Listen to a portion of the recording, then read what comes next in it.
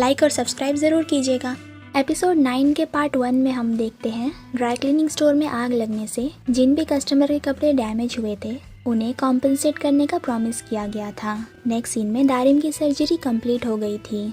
उसे operation room से निकाल के नॉर्मल वार्ड में ले जाया जाता है। कांगजू भी व्हील चेयर में बैठ के वहाँ से जा रहा था। कांगजू दारिम को स्ट्रेचर पे जाते हुए देख लेता है। फिर कुछ टाइम बाद वो हॉस्पिटल में दारिम का रूम ढूंढता है और उसे देखने के लिए दरवाजे के अंदर झांकने लगता है। फिर कुछ दिनों बाद दारिम के आईज की चेकअप होती है। कांगजू डिस्चार्ज होने के बाद भी हॉस्पिटल में चेकअप रूम के बाहर से अंदर झांकने की कोशिश करते रहता है, पर इस बार तेवुंग उसे देख लेता है और गुस्से में उसे पकड़ने जाता है। पर कांगजू तुरंत वहाँ से निकल के रिसेप्शन के काउंटर के पीछे छुप जाता है। तेवुंग कांगजू के पीछे रिसेप्शन तक जाता है। तभी वहाँ ग्रैंड पेरेंट्स आते हैं। तेवुंग उन्हें बताता है कि स्टोर में आग लगाने वाला यहाँ आया था। तो ग्रैंडपा कहते हैं कि क्या स्टोर में आग लगा के उसका मन नहीं भरा जो अब वो दारिम को हरास करने आया है। फिर वहाँ बोंगी आती है और ग्रैंड पेरेंट्स से कहती है कि दारिम के टेस्ट में टाइम लगेगा, तब तक मैं आप दोनों को घर छोड़ने ले चलती हूँ। तो तेवुंग बोंगी को घर जाके आज रात रेस्ट करने के लिए कहता है,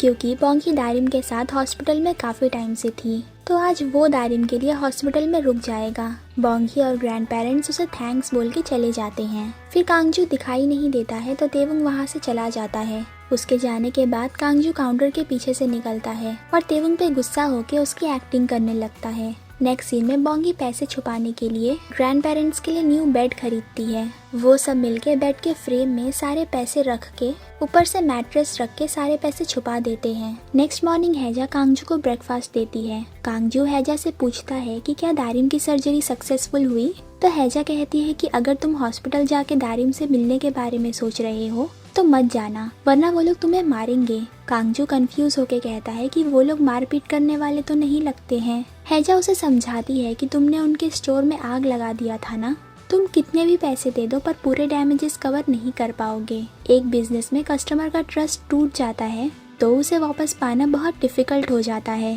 साथ ही स्टोर को रिपेयर करने के लिए 1 मंथ तक स्टोर बंद रहेगा, जिसकी वजह से रेगुलर कस्टमर्स दूसरे ड्राई क्लीनर्स के पास चले जाएंगे। उन्होंने एक ही जगह पे 40 इयर्स तक अपना बिजनेस रन करके क्लाइंट्स का ट्रस्ट जीता था, जो कि तुमने एक ही दिन में जला के राख कर दिया। कांगजू उसकी पूरी बात इग्नोर करके पूछता है कि दारिम कब डिस्चार्ज होगी। हैजा बताती है कि सर्जरी के बाद दवाई उसके आईज में अच्छे से एब्जॉर्ब होगी, तभी वो दोबारा देख पाएगी, जिसके लिए कुछ हफ्ते लगेंगे। सर्जरी के बाद इन्फेक्शन ना हो जाए इसीलिए दारिम की आईज पूरे टाइम कवर रहती है। ड्राई क्लीनर से लेके आई सर्जरी तक उन लोगों की लाइफ कितनी टफ है। तभी वहाँ जियोन आके पूछती है कि किसकी लाइफ टफ है।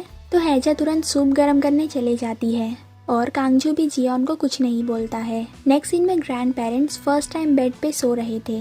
बोंगी उनके रूम में आके पूछती है कि आप लोग रात भर अच्छे से सो पाए ना।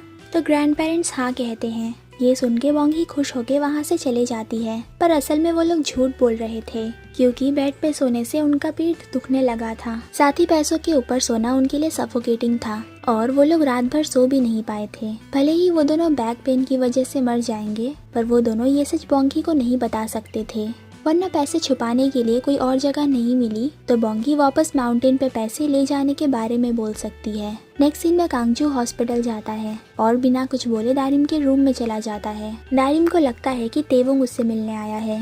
बोंगी अभी ग्रैंड पेरेंट्स को खाना और मेडिसिन देने घर गई थी और दारिम को अकेले नहीं रहना था, तो वो तेवुंग को कुछ टाइम उसके साथ बैठने के लिए कहती है। कांगजू तेवुंग बन के उसके पास बैठ जाता है। दारिम तेवुंग से कहती है कि मैंने तुम्हारा फेस आज तक नहीं देखी हूँ, तो मैं सबसे पहले तुम्हारा फेस देखना चाहती हूँ। डॉक्टर ने बोली है कि मेरी सर्जरी अच्छे से हो गई है, तो तुम मेरे लिए वरी मत होना। कांगजू डीप आवाज में ओके बोलता है। ऐसी आवाज सुन के दारिम कंफ्यूज हो जाती है, पर फिर उसे लगता है कि दारिम वापस देख पाएगी, इसीलिए तेवुंग को रोना आ गया। कांगजू भी ये रीजन के लिए हाँ बोलता है। दारिम खुश होके बोलती है कि जब मेरा बैंडेज हटेगा तब तुम मेरे साथ रहना। फिर कांगजू अपना हाथ हटा के जाने की कोशिश करता है और डीप आवाज में कहता है कि मैं बाद में वापस आ जाऊंगा, तो दारिम उसे जाने देती है। फिर दारिम तेवुंग को रोक के बताती है कि मुझे सर्जरी के टाइम बहुत डर लग रहा था, पर मैं मॉम को नहीं बता सकती थी। मुझे डर था कि मैं दोबारा कभी देख नहीं पाऊंगी। अभी भी मुझे लग रहा है कि मेरी आंख में कुछ ऐसा है जो नहीं होना चाहिए। ये बहुत स्कैरी है। क्या तुम मुझे ये सब करने के लिए प्रेस करोगे? कांगजू उसके सर पे हाथ रखता है तो दारिम को रोना आ जाता है। दारिम पूछती है कि मैं ब्रेव हूँ ना? तो कांगजू उसके सर पे किस कर देता है और फिर घबरा के वहाँ से चला जाता है और दारिम ब्लश करने लगती है। फिर कांगजू हॉस्पिटल के बाहर से चिल्ला के कहता है कि दारिम तुम बहुत ब्रेव हो, मुझे तुम पे प्राउड है। दारिम ये सुन के खुश हो जाती है। दारिम की डॉक्टर और हॉस्पिटल के नियर बाय वाले सब कांगजू को ऐसे चिल्लाते हुए देख के स्माइल करने लगते हैं। कांगजू भी स्माइल करते हुए वहाँ से चला जाता है। नेक्स्ट सीन में जियोन एक कंपनी के वाइस प्रेसिडेंट किम सियोंग-हुन से मिलने के लिए अपॉइंटमेंट लेती है। ये वही लव कैपिटल में काम करने वाला सियोंग-हुन होता है जो अभी म्योंगमुन सेविंग्स बैंक में काम करता है। जियोन उसे बैंक में मिलने जाती है। सियोंग-हुन भी जियोन को पहले से जानता था। जियोन उसके ऑफिस को देख के इम्प्रेस हो जाती है। उसे पता था कि एक दिन सियोंग-हुन सक्सेसफुल बनेगा। सियोंग-हुन कहता है कि मैं अपनी सक्सेस आपके फादर व्हाइट बेयर को ओ करता हूँ। जियोन कहती है कि तुम अपनी सक्सेस सिर्फ अपने स्किल को ओ करते हो। जितने भी लोगों ने मेरे फादर के लिए काम किया था उनमें से सिर्फ तुम्हारे पास एक डिसेंट जॉब है। सियोंग-हुन बताता है कि आपके फादर ने मुझे पैसों और लोगों के बारे में सिखाए थे। उन्होंने ही मुझे लोन शार्क का काम छोड़ के एक प्रॉपर जॉब ढूंढने कहा था। मैं अपनी पूरी लाइफ उन्हें ओ करता हूँ।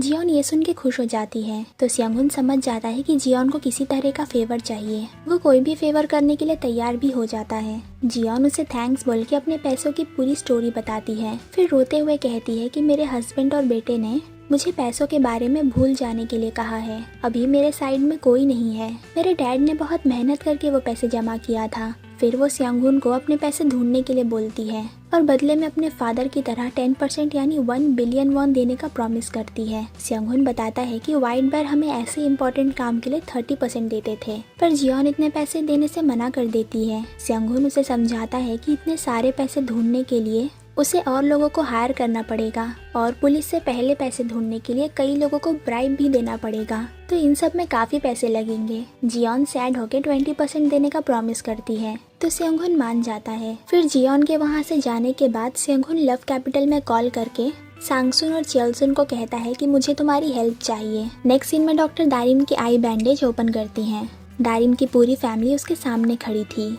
पट्टी हटने के बाद दारिम स्लोली आईज ओपन करती है। दारिम की आईसाइट वापस आ जाती है। वो सबसे पहले अपनी मॉम को देख के पहचान लेती है। उसकी पूरी फैमिली बहुत खुश हो जाती है। दारिम ग्रैंड पेरेंट्स को देख के कहती है कि आप दोनों कितने ओल्ड हो चुके हो। दारिम अपनी आईसाइट वापस पाके खुशी में रोने लगती है। वो एक एक करके अपने सभी फैमिली मेंबर को पहचान के हेलो बोलती है। फिर तेवुंग खुद को इंट्रोड्यूस करता है तो दारिम की स्माइल खत्म हो जाती है। तेवुंग पूछता है कि क्या तुम मेरे लुक्स को देख के डिसअपॉइंट हो, पर दारिम कुछ नहीं कहती है। फिर दारिम की डॉक्टर भी खुद को इंट्रोड्यूस करती हैं। दारिम वापस खुश होकर उन्हें थैंक्स बोलती है। डॉक्टर बताती हैं कि दारिम कल मॉर्निंग में डिस्चार्ज हो सकती है। फिर डॉक्टर दारिम से कोई भी साइड इफेक्ट होने पे कांटेक्ट करने कहती हैं। डॉक्टर के जाने के बाद दारिम को सब हग करने लगते हैं। दारिम वापस खुश होकर रोने लगती है। फिर बोंगी को छोड़ के बाकी सब घर वापस जाते हैं। लिफ्ट में मुरिम पूछता है कि मॉम को 800 मिलियन वॉन कहाँ से मिले। ग्रैंडमा उसे झूठ बोलती है कि तुम्हारी मॉम तुम्हारे डैड के साथ सेम कॉलेज गई थी ना,